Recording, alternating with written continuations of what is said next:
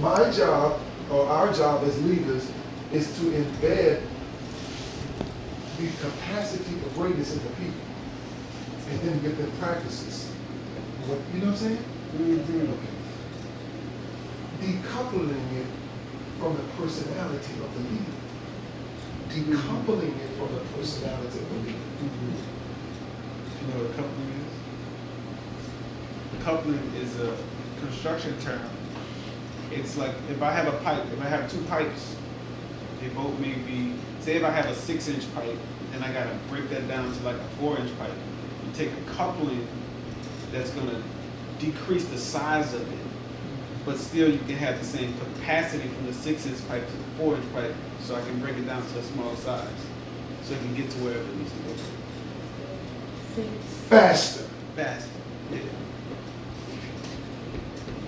Say it one more time. The other one catch it. It's very smart. So in construction, if you have pipes, there's a thing called a coupling that I would take to reduce the size of a larger pipe to a smaller pipe. So I put a coupling reducer that would reduce a 6-inch or whatever size pipe to a smaller pipe and still allow for the same amount of pressure to go through it. And I'm to decouple you from my personality, that you be you, but the greatest you that you can be. And my responsibility is to help you get there. Our responsibility as leaders. It's crazy. This is a phenomenon. The children of the world are more wiser than the children of light.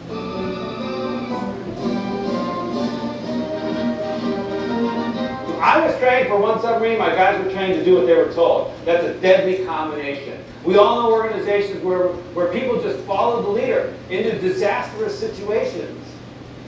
So I got my guys together and I said, hey, we got a problem here.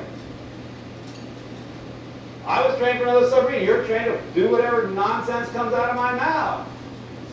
That's right, Captain. I mean, they knew. They already knew. I was pretty much talking to myself. So that's what we're going to do. What are we going to do, guys? And we talked about it. Okay, what I really wanted to do was get ready for the inspection. But we were sitting in the wardroom. We spent a couple hours. We were talking about it. And we came up with all these different things. And, well, you Captain, you just got to be smarter. You got to get better orders. Like, well, how am I going to learn a whole nuclear submarine, miles and miles and miles? I spent a year learning Olympia, 2 weeks over here.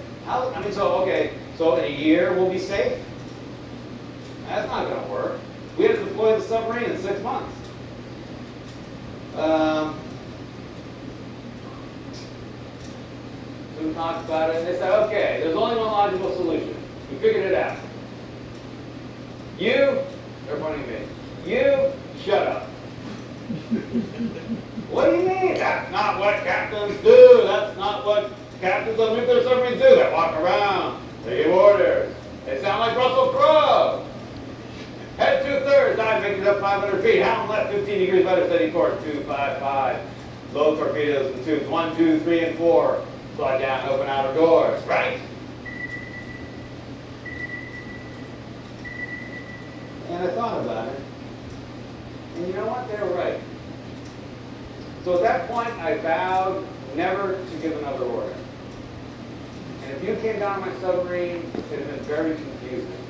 Because you couldn't have pointed. It would have been hard to say, well, who's the captain here? Because you wouldn't have seen me giving orders.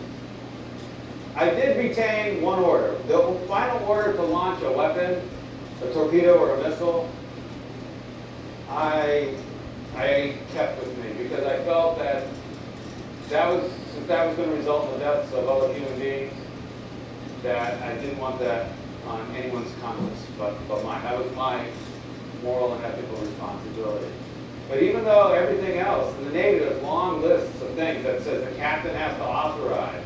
Captain should authorize. You got a couple nukes in your group, they'll tell you it's true. Captain authorize, submerge the ship, get underway, set up the reactor, shut down the reactor, connect to shore power, divorce from shore power.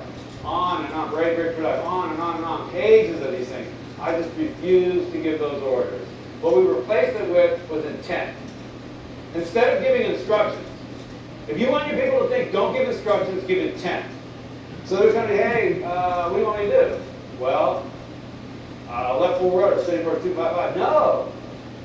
So what are we trying to accomplish here today? Well, we're trying to get positioned so that when the enemy submarine comes through, okay, so where do you think we should position the ship? Maybe over here. Good idea, go there. You give intent to them and they give intent to you. So my officer stopped requesting permission. And every other submarine, Captain, request permission to submerge the ship. Submerge the ship. Submerge the ship high. On Santa Fe, Captain, I intend to submerge the ship. Very well. They did it. And it might seem like it's a very small, nuanced change of language, but it was hugely powerful because the psychological ownership now shifts to them. They need to discover the answer. Otherwise, you're always the answer man. You can never go home and eat dinner. And so we started doing this.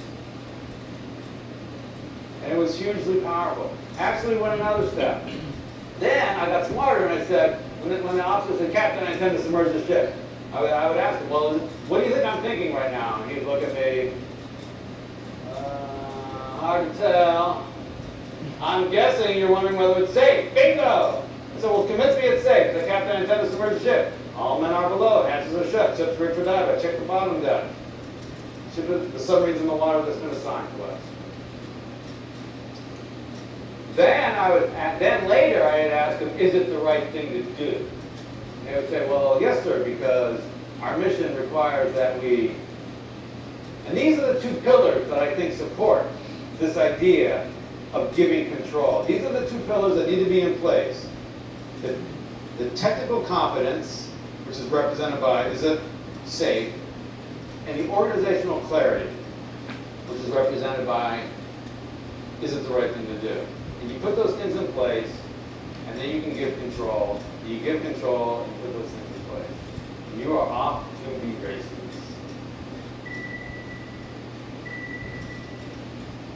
So think about what's happening now.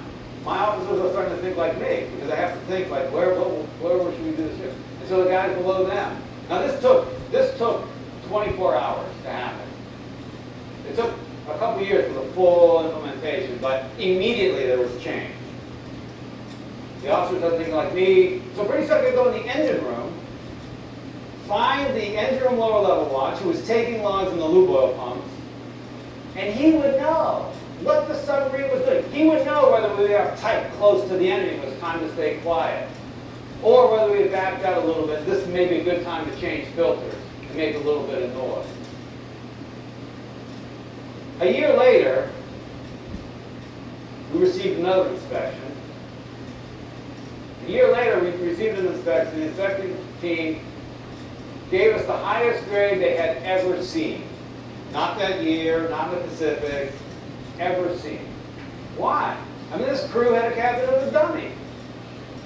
It's because that needle started moving up. And on another submarine, there was one guy in charge, one guy giving orders, one guy thinking, and 134 people doing what they're told. I don't care how smart you are. On my submarine, I got 135 thinking, active, passionate, creative, proactive, taking initiative people. It's a tidal wave. You don't stand a chance.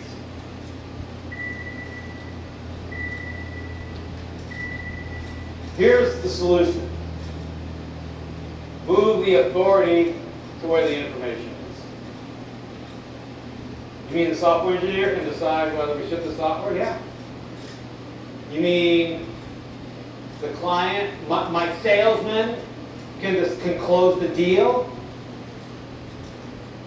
Well, up to $1,000. No. Yes. Whatever the price? Yes.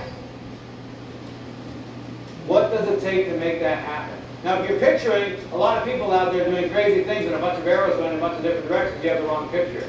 You create the environment so that those people are out there making decisions as if the CEO were standing right behind them. And if it's not the same decision, it's actually a better decision because they have the information.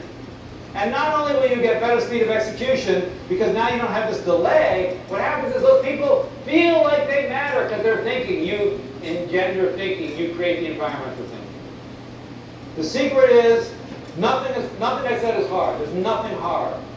The only thing that's hard is you. It will feel wrong. You've been genetically and culturally programmed to take charge and make it happen. Take control and attract followers. What you want is to give control and create leaders. It will feel wrong, and you will repeatedly start down this path if you so choose, and then you'll be angry at yourself like I was. And you will have a failure. You'll go back to the old way. You will pick yourself up and you will go again. You will go again. And by doing so, you will achieve the greatest thing possible. You will have achieved greatness, not because of the deeds and acts that you did, but because you set an environment where the people around you and their families and their schools and their organizations and their businesses, they've achieved greatness. That would be the greatest thing of all. Go forth and be great.